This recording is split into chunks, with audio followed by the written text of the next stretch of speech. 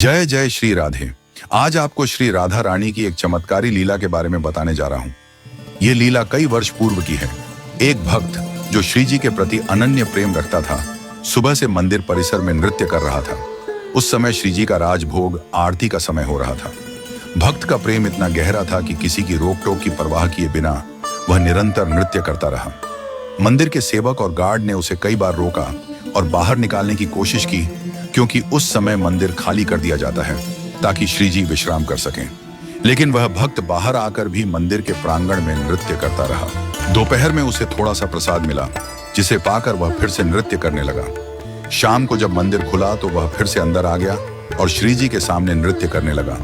सेवकों और अन्य भक्तों ने उसे पागल समझा और कई बार बाहर निकाल दिया, मगर भक्त के हृदय में श्री जी के प्रति प्रेम इतना प्रबल था कि उसने अपना नृत्य जारी रखा।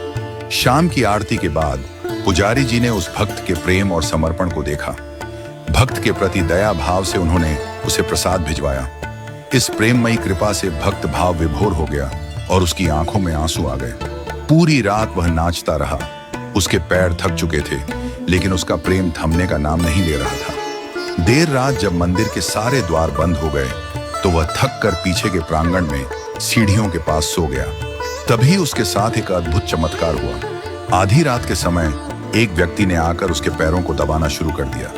पहले तो भक्त ने इसे सपना समझा, लेकिन जब उसने पूछा, तू कौन है, तो वह व्यक्ति बोला, मुझे गोसाई जी ने भेजा है। तू सुबह से नाच रहा है, बहुत थक गया होगा, इसलिए तेरे पैर दबाने आया हूं। यह सुनकर भक्त की आंखों में आंसू आ गए। उसने विनम्रता से मना किया और कहा, मैं इसका अधिकारी नहीं हूं।